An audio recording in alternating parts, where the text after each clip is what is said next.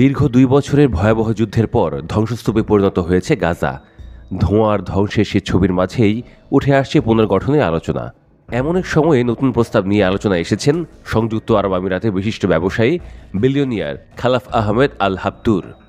তিনি গাজা পুনর্গঠনের সরাসরি ভূমিকা নিতে চান। একটি গাজা ট্রানজিশনাল গভর্নমেন্টে অংশ নেওয়ারও আগ্রহ জানিয়েছেন যুক্তরাষ্ট্রের প্রেসিডেন্ট ডোনাল্ড ট্রাম্পের কাছে।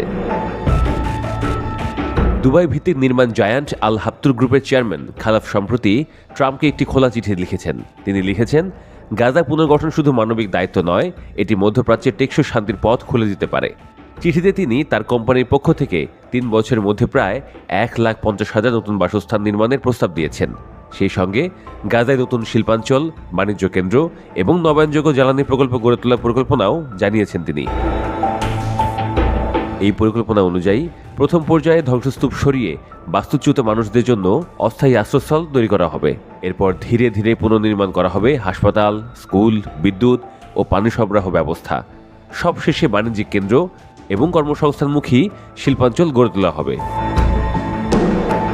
খালাফ তার চিঠিতে আরও লিখেছেন, এই উদ্যোগে শুধু তার কোম্পানি নয়, অন্যান্য আমিরাতি ব্যবসায়ীরাও যুক্ত হতে পারে।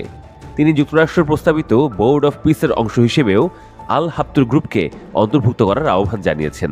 এই বোর্ডের লক্ষ্য হবে হামাস সরকারের পর গাজার প্রশাসনিক রূপান্তর প্রক্রিয়া তদারক করা, শান্তিপূর্ণ পুনর্গঠন নিশ্চিত করা। জাতিসংঘের তথ্য অনুযায়ী ইসরায়েলের দীর্ঘ 2 বছরের হামলায় গাজার 90% বেশি ভবন ধ্বংস হয়ে গেছে। লাখ লাখ মানুষ গৃহহীন। হাসপাতাল, স্কুল, বিদ্যুৎ কেন্দ্র ও পানির অবকাঠামো সবই প্রায় নিশ্চিহ্ন। জাতিসংঘের হিসাব বলছে পুরো গাজা পুনর্নির্মাণে লাগবে প্রায় $70 বিলিয়ন। ধ্বংসাবশেষ পরিষ্কার করতে লেগে যেতে পারে অন্তত 2 দশক।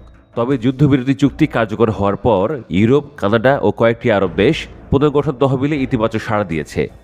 যুক্তরাজ্যে চলতি সপ্তাহে অনুষ্ঠিত হচ্ছে আন্তর্জাতিক এক বৈঠক, যেখানে আরব ও ইউরোপীয় দেশগুলোর কর্মকর্তারা, আর্থিক প্রতিষ্ঠান এবং বেসরকারি বিনিয়োগকারীরা আলোচনা করছেন গাজার ভবিষ্যৎ উন্নয়ন কাঠামো নিয়ে।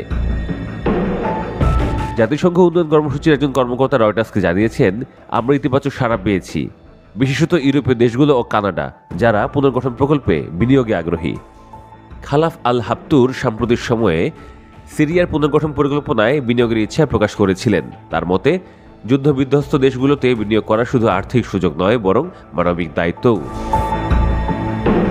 বিশ্লেষকরা বলছেন, আমিরাতি ব্যবসায়ীদের এই আগ্রহ মধ্যপ্রাচ্যে নতুন ভূরাজনৈতিক বাস্তবতা তৈরি করতে পারে। গাজা পুনর্গঠনে যদি উপসাগরীয় দেশগুলোর সক্রিয় অংশগ্রহণ দেখা যায়, তবে সেটা অঞ্চলে অর্থনৈতিক ও রাজনৈতিক ভারসাম্যে বড় প্রভাব ফেলবে।